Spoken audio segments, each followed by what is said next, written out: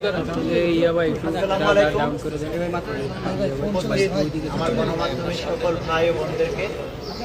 বাংলাদেশ জাতীয়তাবাদী ছাত্র বিশ্ববিদ্যালয়ের পক্ষ থেকে আপনারা আমাদের জন্য ছিলেন। প্রিয় গণমাধ্যমের ভাই ও বোনেরা, আপনারা অবগত আছেন গত পরশুদিন ঢাকা বিশ্ববিদ্যালয়ের সাম্প্রতিক ঘটনাসহ এবং আমাদের কাছে যেটি মনে হয়েছিল 5 আগস্ট পরবর্তী সময়ে এই বিশ্ববিদ্যালয়ে যে একটি অস্থিতিশীল পরিবেশ তৈরি হয়েছে এবং মিথ্যা এবং প্রোপাগান্ডা অপতথ্যের যে রাজনীতি শুরু হয়েছিল, সেই রাজনীতির কারণে দিনে দিনে ঢাকা বিশ্ববিদ্যালয়ের পরিস্থিতি অত্যন্ত উত্তাপ তৈরি হচ্ছিল, বিশ্ববিদ্যালয়ে অস্থিতিশীল হয়ে উঠছিল এবং তারই ধারাবাহিকতায় আমরা দেখেছি একটি মিথ্যা এবং ভুয়া ফটোকার্ডকে কেন্দ্র করে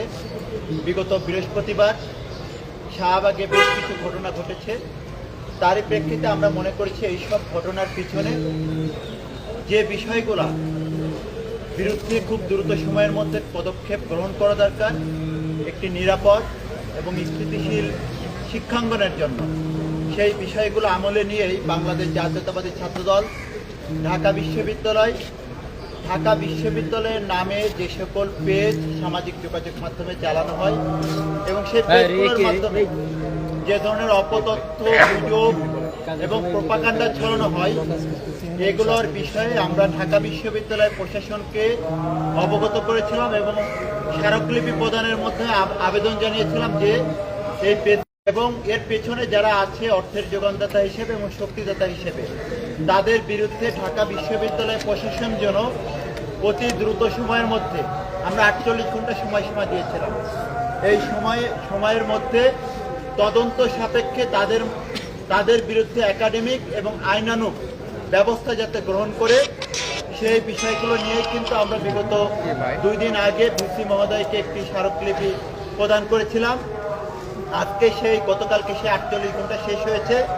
সেটির বিষয়ে সেই তদন্তের অগ্রগতি সম্পর্কে জানার জন্য আজকে আমরা আমাদের সম্মানিত ভিসি মহোদয়ের সাথে আবার পুনরায় সেই তদন্তের অগ্রগতি সম্পর্কে জানতে এসেছিলাম। তো আমরা ইতিমধ্যে আমাদের ঢাকা বিশ্ববিদ্যালয়ের সর্বোচ্চ প্রশাসন, তাদের সাথে আমরা কথা বলেছি, তারা আমাদেরকে আশ্বস্ত করেছেন যে তদন্ত চলমান রয়েছে এবং আমরা যে অভিযোগগুলো দিয়েছি সেই অভিযোগগুলোর বিরুদ্ধে এবং বিশ্ববিদ্যালয় প্রশাসনের পক্ষ থেকে সেগুলোর বিরুদ্ধে তারা যথাযথ ব্যবস্থা গ্রহণের জন্য